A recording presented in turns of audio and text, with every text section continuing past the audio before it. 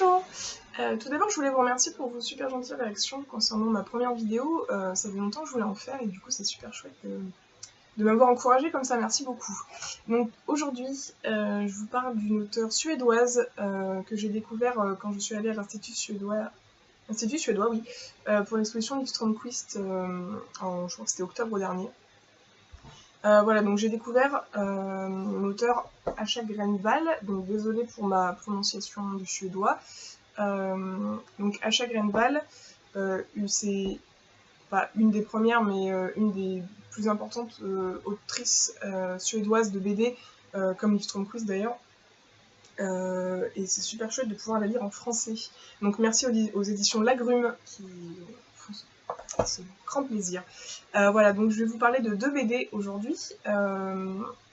Deux BD pas vraiment sur le même sujet, mais sensiblement identiques quand même. Je vais commencer par poser des trigger warnings que j'ai oublié de faire dans mon autre vidéo et j'en suis vraiment désolée. Donc Asha Grenvall, c'est sujet de prédilection, enfin en tout cas sur ces deux BD là, ce sont la famille et la violence familiale, la violence conjugale, la violence physique, la violence mentale, enfin la violence psychologique. Donc voilà, pour les trigger warnings, c'est vraiment important parce que c'est vraiment le cœur de ces BD et il faut, voilà, si vous êtes sensible à ces sujets, je pense qu'il faut vraiment passer son chemin parce que c'est vraiment très très dur. Donc je vais commencer par vous parler de Album de famille, qui est l'histoire en fait d'une famille qui éclate suite à quelque chose qui se passe. On sait ce que c'est, je ne vous le dis pas, évidemment pour pas spoiler. Et on a en fait le point de vue de tous les membres de la famille sur cette histoire et comment la suite des événements. C'est-à-dire que ça se passe quand le personnage, enfin pas le personnage principal, mais la fille aînée subit quelque chose et en fait voilà, donc la famille se brise suite à ça et donc on a d'abord le point de vue de la fille aînée, ensuite du beau-père, du père, de la mère et de la petite sœur. Des années après, en fait, il y a un saut dans le temps, en fait, suite à cet événement, et comment, en fait, ces 10 dernières années se sont déroulées suite à ça. C'est vraiment très très bien. C'est vraiment très dur. Mais c'est... je sais pas trop, en fait je peux pas dire que c'est une mauvaise BD, c'est pas du tout une mauvaise BD, c'est juste très dur de dire que c'est une bonne BD également parce que le sujet est tellement dur et tellement c'est tellement profond en fait, on sent que l'auteur voilà, c'est pas complètement étranger à l'auteur et du coup c'est on sent le malaise en fait, c'est vraiment très très très très bien. Je vous lis donc juste le résumé pour avoir un résumé plus cohérent, plus classique que le mien. Donc Asha Grenvall est une virtuose des drames psychologiques. Dans Album de famille, elle explore ce qui reste d'une structure familiale après son explosion. En 5 actes et un épilogue, elle croise les points de vue de 5 personnages touchants et pathétiques et signe un grand roman graphique sur l'incommunicabilité. Et effectivement, cette dernière phrase, l'incommunicabilité, c'est très très bien dit, très très bien, voilà, ça résume très très bien le roman, et enfin ce roman graphique. Bref, c'est vraiment très très bien, enfin voilà, c'est génial. Et je termine en parlant de cette autre BD que j'avais vraiment repérée en fait d'abord avant Album de famille à l'Institut suédois, 7ème étage, toujours paru aux éditions Lagrume, toujours dans la même auteur. C'est l'histoire, donc voilà, gros trigger warning pour celui-ci, même peut-être plus que sur l'autre, mais il n'y a pas vraiment de plus ou moins, c'est dans le trigger warning, c'est pas ce que je voulais dire.